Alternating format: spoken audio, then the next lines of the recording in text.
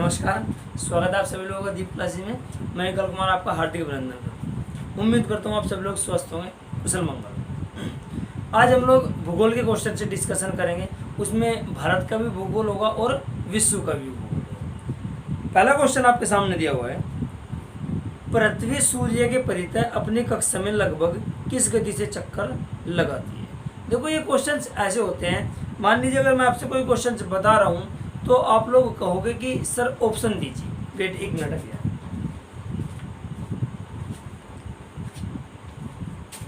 जी, आप लोग कहोगे कि सर क्वेश्चंस बताइए, पहले उसके ऑप्शन बताइए कि आपने क्वेश्चन किस तरीके से पूछा गया है।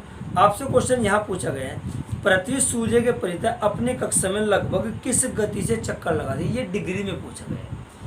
365 दिन में एक चक्कर यानी कि 360 डिग्री लगाती है। तो यहाँ से ऑन एवरेज निकल रहा है लगभग 1 डिग्री, यानी कि पृथ्वी सूर्य के चारों ओर जो चक्कर लगाती है प्रतिदिन 1 डिग्री के हिसाब से चक्कर लगाती है। ये क्वेश्चंस कुछ ऐसे ही होते हैं। मान लीजिए अगर मैं आपसे एक क्वेश्चन करूं कि महात्मा गांधी का जन्म हुआ था, क्वेश्चन आपसे है महात्मा गांधी का जन्म हुआ था। अब आप लोगों के माइंड में 2-3 क्वेश्चन उपज गए होंगे कि सर आप पूछ कैसे रहे हो। आप तारीख पूछ रहे हो, सन पूछ रहे हो, स्थान पूछ रहे हो, कि आप पूछ क्या या देश पूछ रहे हो। आपसे मैंने क्वेश्चंस कहा कि महात्मा गांधी का जन्म हुआ था, आपने आंसर दिया 2 अक्टूबर को, लेकिन मैंने कहा ये नहीं, ऑप्शन आपके पास भारत, अमेरिका, ब्रिटेन और फ्रांस। तो आप आंसर क्या दोगे? भारत। तो कुल मिलाकर के एज ए ऑप्शन आपसे ऑप्शंस किस तरीके से दिए हुए हैं, ये क्वेश्चन इस तरीके होते हैं। खैर कुल मिलाकर के पृथ्वी सूर्य के चारों ओर 1 डिग्री प्रतिदिन के हिसाब से चक्कर लगा रही है। अगला क्वेश्चन आपके सामने, कर्क और मकर रेखा के क्षेत्र को क्या कहा जाता है। कर्क और मकर रेखा के क्षेत्र को, पहले तो आप लोग कर्क और मकर रेखा को समझते हैं। ये हमारी पृथ्वी, इसको जो 2 बराबर भागों में बांटती है इसको बोलते हैं 0 डिग्री। 0 डिग्री रेखा। 0 डिग्री रेखा के कुछ और नाम भी है, जैसे आपका विषुवत रेखा या भूमध्य रेखा, या इसी को बोलते हैं वरहद व्रत। वरहद व्रत, और इसी का नाम है 0 डिग्री। ये 4 नाम इसी के बोलते हैं। और भी इसके नाम है, विषुवत को इंग्लिश में इक्वेटर लाइन भी बोलते हैं, इक्वेटर रेखा या भूमध्य विषुवत रेखा, भूमध्य रेखा, या इसी को बोलते हैं आपका वरहद व्रत, द ग्रेट सर्किल, इसी के नाम। और 0 डिग्री भी इसी का नाम। तो पृथ्वी को 2 बराबर भागों में बांटने वाली जो आपकी काल्पनिक रेखा है उसको हम बोलते हैं विषुवत रेखा या भूमध्य रेखा। इसके बाद आगे की तरफ और हम चले 23.5 डिग्री उत्तर की ओर। 23.5 डिग्री उत्तर की ओर, तो यहां आपकी जो रेखा पाई जाती है इसका नाम है कर्क रेखा। कर्क रेखा या ट्रॉपिक ऑफ कैंसर।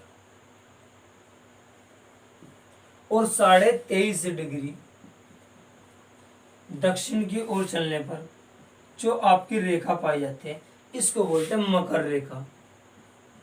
मकर रेखा या ट्रॉपिक ऑफ कैप्रिकॉर्न।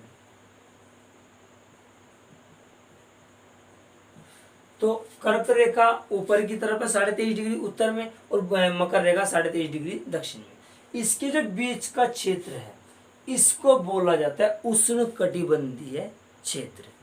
उष्ण कटिबंधीय क्षेत्र, इसके जो बीच कैसे, हालांकि थोड़ा थोड़ा और ऊपर है, लेकिन एक ओवरव्यू में अगर हम लोग देखें इस वाले हिस्से को, यानी कि कर्क रेखा और मकर रेखा के बीच को के क्षेत्र को बोला जाता है उष्ण कटिबंधीय क्षेत्र। ठीक है, तो ये क्वेश्चन आपसे पूछा गया था। ये कुछ नाम है, आप लोग इनको ध्यान रखें। अगला क्वेश्चन आपके आगे दिया हुआ है, पोर्टवार पठार किस देश में स्थित है। ये क्वेश्चन आया हुआ है आपका। पोर्टवार पठार, पोर्टवार पठार किस देश में स्थित है। तो एक देश आपका पड़ोसी पाक यानी कि पाकिस्तान। पाकिस्तान में पोटवार पठार पाया जाता है। पोटवार पठार पाकिस्तान में स्थित है। अब क्वेश्चन जैसे पाकिस्तान का है तो पाकिस्तान की राजधानी क्या है? इस्लामाबाद। आपको पता होना चाहिए और आसपास के पाकिस्तान के जितने भी क्वेश्चन बन सकते हैं इससे जुड़े हुए सारे आपको जानकारी होनी चाहिए। जैसे पाकिस्तान की वर्तमान में राजधानी इस्लामाबाद है, लेकिन एक क्वेश्चन और आया हुआ है कि पाकिस्तान की राजधानी इस्लामाबाद से पहले क्या हुआ करती थी? तो आंसर है कराची। पाकिस्तान की वर्तमान में राजधानी आपकी इस्लामाबाद है, लेकिन पहले राजधानी थी कराची। एक क्वेश्चन ये भी उठा हुआ है, कराची से किस वर्ष राजधानी को बांग्लादेश गलत हो गया आपका, कराची से किस वर्ष राजधानी को इस्लामाबाद लाया गया? तो ये 1965 तक आपकी कराची हुआ करती थी। 1965 के बाद पाकिस्तान की राजधानी इस्लामाबाद में आ गई। पाकिस्तान की संसद का नाम क्या है? National assembly. इसको आप लोग रिवाइज कीजिएगा, लिख लीजिएगा। देखिए मेरा जो मोटिव है आपको चीज़ें रिवाइज कराना है, क्योंकि ये क्लासेस जो मैं यूट्यूब पे दे रहा हूँ ये आपकी उन लोगों के लिए ज़्यादा बेस्ट है जो एक अच्छी खासी तैयारी में, जिनको मात्र प्रैक्टिस की आवश्यकता है। घर पढ़ने के लिए टॉपिक नहीं मिलते कि हम आज क्या पढ़े, आज का रूटीन हमारा क्या होने वाला है, तो उनके लिए प्रैक्टिस है। तो पाकिस्तान की राजधानी इस्लामाबाद, पहले राजधानी थी आपकी कराची। पाकिस्तान की संसद का नाम नेशनल असेंबली है। पाकिस्तान की जो मुद्रा है आपकी पाकिस्तानी रुपये में चलता है। और ऐसे ऐसे तमाम क्वेश्चन जो आपके बनते हैं वे आप लोग यहाँ से नोट कर लीजिएगा। एक क्वेश्चन बस आप इसका ध्यान रखना, पोटवार पठार, बहुत महत्वपूर्ण प्रश्न। पोटवार पठार किस देश में है? तो आंसर है पाकिस्तान। इसके अलावा पाकिस्तान से संबंधित एक क्वेश्चन बहुत ज्यादा आता है, हालांकि वो क्वेश्चन आपका है तो अर्थव्यवस्था का, लेकिन पाकिस्तान से संबंधित है। पाकिस्तान में एक अर्थशास्त्री हुए हैं जिनका नाम है महबूब उल हक। महबूब उल हक ये विश्व के प्रसिद्ध अर्थशास्त्री है। इन्होंने क्या किया था समझिए, विश्व में सबसे पहले HDI ह्यूमन डेवलपमेंट इंडेक्स या मानव विकास सूचकांक जिन्होंने जारी किया था उन व्यक्ति का नाम है महबूब उल हक। तो HDI के जन्मदाता महबूब उल हक को माना जाता है, ठीक है ना।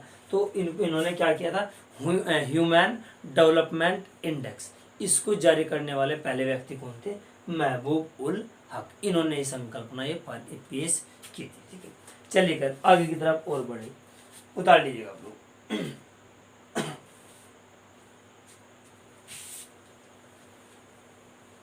अगला क्वेश्चन आपसे पूछा गया है, Rockies, Andes, Atlas, Alps, Himalaya आदि किस प्रकार के पर्वत है? तो ये आपके फोल्ड पर्वत है, यानी कि वलित पर्वतों का उदाहरण है। एक बार फिर से सुनिएगा, रॉकीज, एंडीज, एटलस, आल्पस और हिमालय ये सारे के सारे वलित पर्वतों का उदाहरण है। खैर आप लोग और भी समझिएगा, पृथ्वी हमारी दो हिस्सों में बटी हुई है, एक आपका जलखंड, एक आपका स्थलखंड। 71% हिस्से पर आपका जलखंड आता है, लेकिन 29% हिस्से पर आपका स्थलखंड आता है। ये जो 29% हिस्से पर हमारा स्थलखंड है, ये हमारा 7 भागों में विभाजित किया गया है, और 7 भागों को उन्हें हमने अलग अलग नाम दे दिया गया है, महाद्वीप। क्या नाम दे दिया गया है जी? महाद्वीप उनको हमने नाम दे दिया गया। तो वर्ल्ड में 7 महाद्वीप है, उनके मैं आपके सामने नाम लिख रहा हूँ। जैसे आपका एशिया, अफ्रीका, उत्तरी अमेरिका, दक्षिण अमेरिका, एक आपका है अंटार्कटिका, यूरोप और आपका ऑस्ट्रेलिया।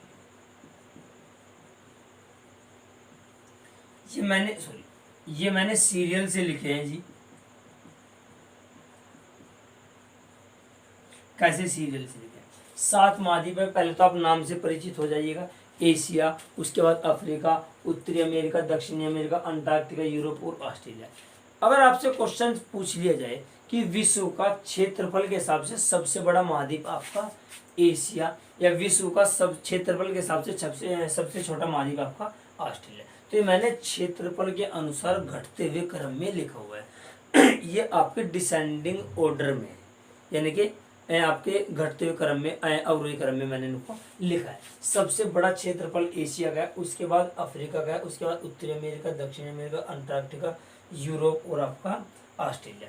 ये आपके 7 महाद्वीप है, ठीक है ना, क्षेत्रफल के हिसाब से घटते हुए क्रम में। क्वेश्चन आपसे कई बार पूछ लिया जाता है, पहले क्वेश्चन बनते थे सबसे बड़ा और सबसे छोटा, लेकिन अब वर्तमान में क्वेश्चन बन रहे हैं चौथा सबसे छोटा महाद्वीप कौन सा है, या तीसरा सबसे बड़ा महाद्वीप कौन सा है। तो तीसरा सबसे बड़ा महाद्वीप उत्तरी अमेरिका, और चौथा सबसे छोटा महाद्वीप आपका दक्षिणी अमेरिका है, यानी कि नीचे से।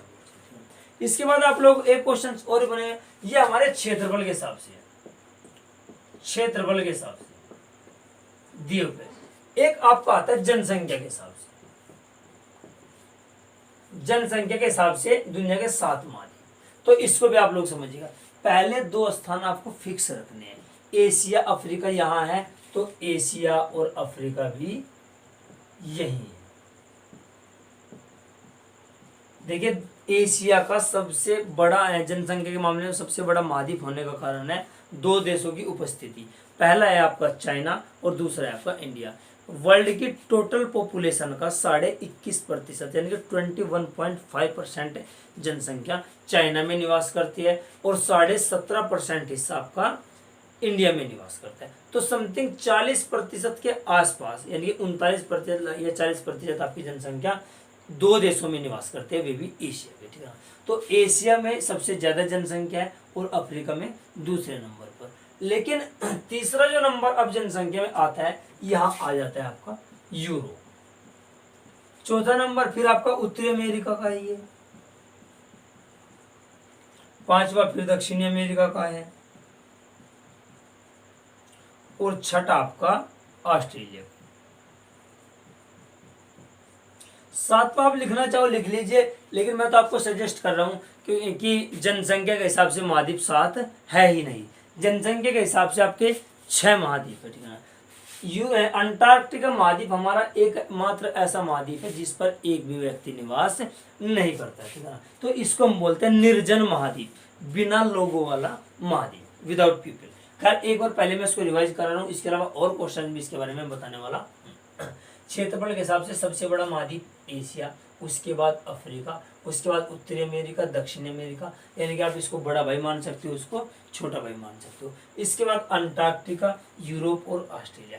ऑस्ट्रेलिया जनसंख्या में भी और क्षेत्रफल में भी सबसे छोटा महाद्वीप है। तो एक बार फिर से रिवाइज कीजिएगा, एशिया, अफ्रीका, उत्तरी अमेरिका, दक्षिणी अमेरिका, अंटार्कटिका, यूरोप और ऑस्ट्रेलिया। ये क्षेत्रफल के अनुसार घटते हुए क्रम में आपके सामने महाद्वीप दर्शाए गए हैं। लेकिन जनसंख्या के हिसाब से घटते हुए क्रम में जो महाद्वीप है उनको समझिएगा। पहले 2 स्थान आपके फिक्स है, यहाँ भी एशिया और अफ्रीका है, तो यहाँ भी एशिया और अफ्रीका ही है, ये तो आपके याद हो जाएंगे। लेकिन जो तीसरे नंबर पर जनसंख्या में महाद्वीप आता है वो आता है यूरोप, यानी कि यहाँ जो आपका 6ठे नंबर पर महाद्वीप था एकदम से ऊपर आकर के बैठ गया, कौन से नंबर पर, तीसरे नंबर, ठीक है।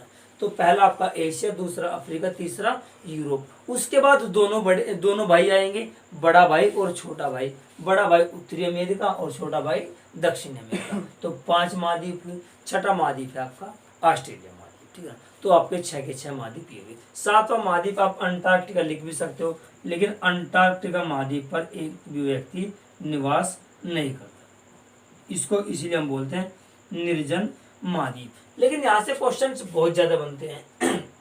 जैसे मैं बात करूं, एशिया को भविष्य का भंडार गृह कहा जाता है, भविष्य का भंडार गृह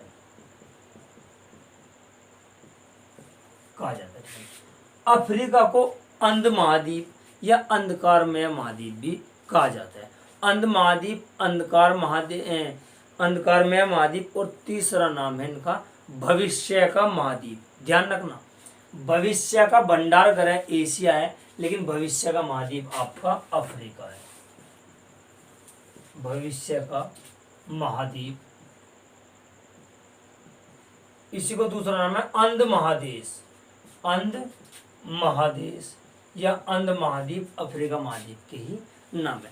इसको भविष्य का महाद्वीप इसीलिए कहा जाता है कि अभी तक इसमें जो ग्रोथ होनी चाहिए थी, जो विकास होना चाहिए था, पर्याप्त रूप से नहीं हो पाया है। इसमें आपकी संभावनाएं तो बहुत है विकास की, लेकिन पूरा विकास नहीं हो पाया है। इसके अलावा अंध महाद्वीप यहाँ बहुत ही ज़्यादा ये पिछड़ा हुआ है, इस वजह से अंध महाद्वीप इसको कहा जाता है, ठीक है। इसके अलावा अगर हम यूरोप की बात करें तो यूरोप एकमात्र ऐसा महाद्वीप है जिसमें एक भी रेगिस्तान नहीं है, एक भी रेगिस्तान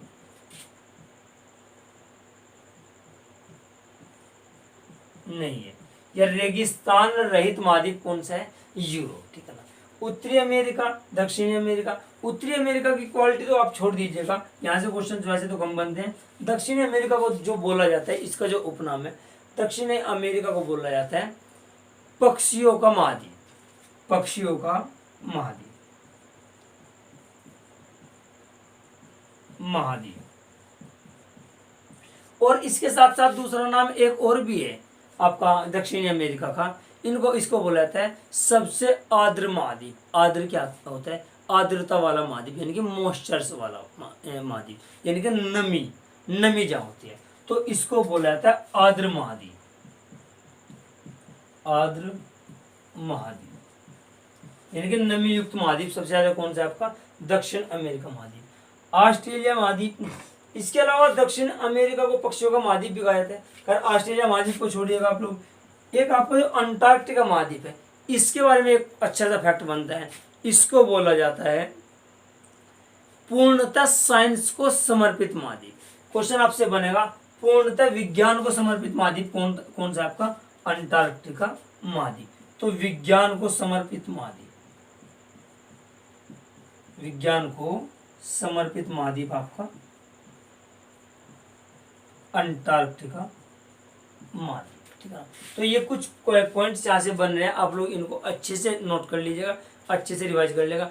डायरेक्ट उन क्वेश्चंस को हिट कर रहा हूँ जो गवर्नमेंट जॉब में आते हैं, ये जिनके आने की पूरी संभावना है, उसके अलावा कोई भी क्वेश्चंस नहीं करा रहा हूँ, ठीक है। आप लोग अपने प्रैक्टिस को बढ़ावा दीजिएगा, यहाँ से क्वेश्चंस आपको हिट करने को मिलेंगे। कुछ क्वेश्चंस मैं बता रहा हूँ आपको, कुछ आप लोग पढ़िएगा। आज मैं आपको यहाँ से होमवर्क दे रहा हूँ, इन सातों के सातों महाद्वीप की सबसे जो आपकी एक तो पर्वत श्रृंखला है और इनकी सबसे ऊंची चोटी, उदाहरण से समझिएगा। जैसे आपका एशिया महाद्वीप है, एशिया महाद्वीप की जो पर्वत श्रृंखला है वो है हिमालय, और उसकी सबसे ऊंची चोटी माउंट एवरेस्ट। ऐसे आपका जैसे आपका अफ्रीका महाद्वीप है, अफ्रीका महाद्वीप की पर्वत श्रृंखला एटलस है, लेकिन एटलस की सबसे ऊंची चोटी आपकी किलिमंजारो। दक्षिणी अमेरिका की सबसे ऊंची चोटी माउंट एकांकागुआ। उत्तरी अमेरिका की सबसे ऊंची चोटी आपकी माउंट मैकिनले। ऑस्ट्रेलिया की सबसे ऊंची चोटी माउंट कोसिएस्कू, और अंटार्कटिका महाद्वीप की सबसे ऊंची चोटी माउंट विल्सन। सारे बता भी दिया, लेकिन अभी आपको बता दूं ये आपके लिए होमवर्क है।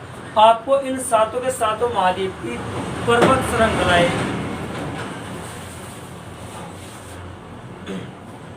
सारे बता दिए हैं, लेकिन एक बार फिर से आपको बता रहा हूँ, इन सातों के सातों महाद्वीप की आपको पर्वत श्रृंखलाएं और इनकी सबसे ऊंची चोटी यानी कि हाईएस्ट पीक आपको कमेंट बॉक्स में जा करके लिखनी है। ये आपके लिए होमवर्क रहेगा, ठीक है। क्वेश्चन ध्यान रखना, ये आप इतने हिट करा रहा हूँ मैं, एग्जाम्स के हुए बहुत ज़्यादा है, और डायरेक्ट यहीं से क्वेश्चन आएंगे, इसके अलावा कोई क्वेश्चन आपसे बनने वाले नहीं है। आप जुड़े रहिएगा, कुछ ही समय में हमारी जीएस बहुत अच्छी बहुत स्ट्रॉन्ग हो जाएगी। खैर आगे की तरफ चलते हैं। अगला पॉइंट आपका, यूरोप की किस नदी को कोयला नदी के नाम से जाना जाता है?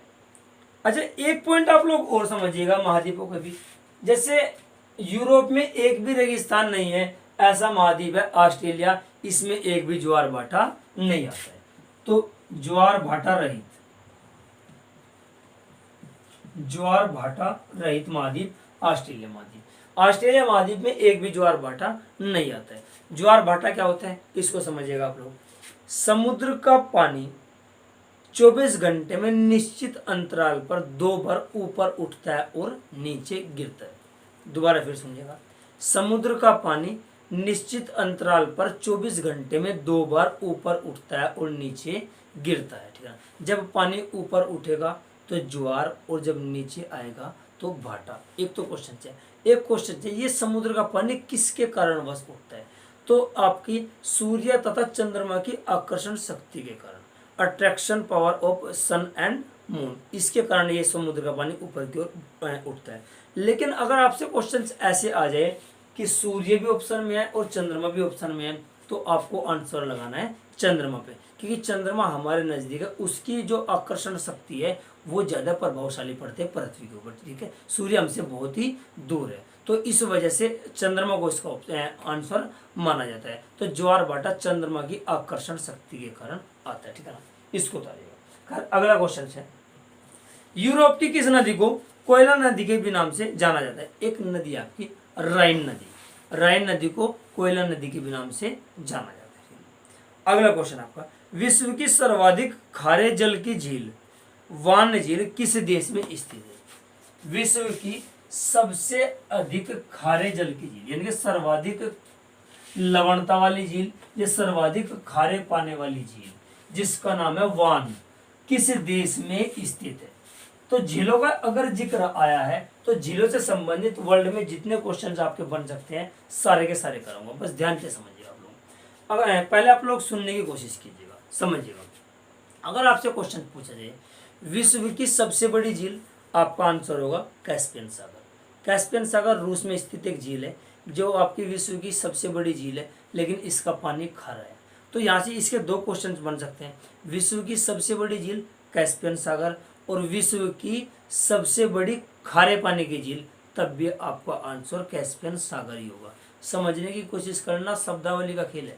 विश्व की सबसे बड़ी झील कैस्पियन सागर और विश्व की सबसे बड़ी खारे पानी की झील, तो भी आंसर कैस्पियन सागर है, खारा पानी है उसका, ठीक है। लेकिन अगर आपसे क्वेश्चन पूछ लिया जाए विश्व की सर्वाधिक खारे पानी की झील, सर्वाधिक का मतलब यहाँ है कि किस समय किस झील का पानी बहुत ज्यादा खारा है, लवणता बहुत ज्यादा है, सॉल्ट की मात्रा बहुत ज्यादा है, तो अब आपका आंसर होगा वोन झील, जो किस देश में? तुर्की में। इसके अलावा एक क्वेश्चन आपसे बन सकता है विश्व की सबसे ऊंची झील, तो आंसर होना चाहिए आपका टिटिकाका झील।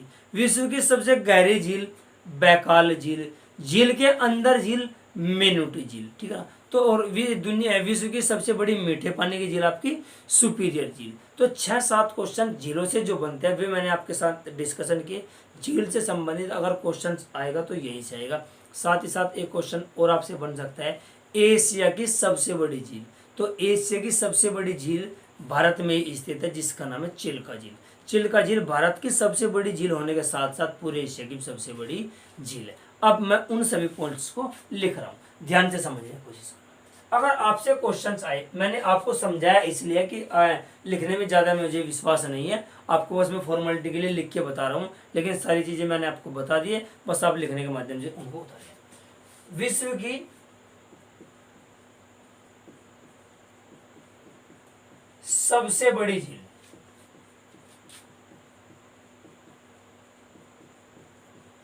आपका आंसर है कैस्पियन सागर। कैस्पियन सागर नाम से एक झील है जो विश्व की सबसे बड़ी झील है। अब ये कैस्पियन सागर विश्व की सबसे बड़ी खारे पानी की झील है, तो विश्व की सबसे बड़ी खारे पानी की झील, खारे पानी की झील, तो आपका आंसर अब भी कैस्पियन सागर ही होना चाहिए। लेकिन विश्व की सर्वाधिक खारे पानी की झील, यानी कि लवणता वाली झील, खारे पानी की झील, अब आपका आंसर होना चाहिए वान झील, जो किस देश में है? तुर्की में। और ये कैस्पियन सागर आपकी रूस में। इसके बाद आपसे क्वेश्चन पूछ लिया जाए विश्व की सर्वाधिक ऊंची झील या ऊंचाई पर झील, तो आपका आंसर होना चाहिए टिटिकाका। टिटिकाका झील विश्व की सबसे ऊंची झील है। इसके बाद अगला क्वेश्चन आपसे बन सकता है विश्व की सर्वाधिक गहरी झील, गहरी झील, तो अब आपका आंसर होना चाहिए बैकाल झील। अगला क्वेश्चन आपसे बन सकता है विश्व की मीठे पानी की सबसे बड़ी झील, मीठे पानी की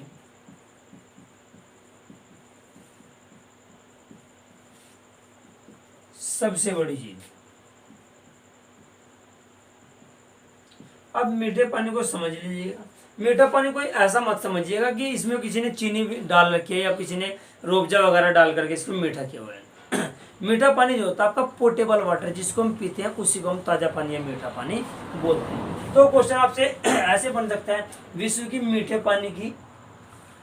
पानी की सबसे बड़ी झील या विश्व की ताजे पानी की सबसे बड़ी झील, तो आपका आंसर होना चाहिए सुपीरियर लेक या सुपीरियर झील। एक क्वेश्चन और ही बन सकता है आपका झील के अंदर झील, झील के अंदर झील, तो यहां आंसर है आपका मैनीटू झील। मैनीटू झील ये आपकी कनाडा में पड़ती है। कहां पे है जी? कनाडा। इसके अलावा एक क्वेश्चन और बनता है आपका एशिया की सबसे बड़ी झील।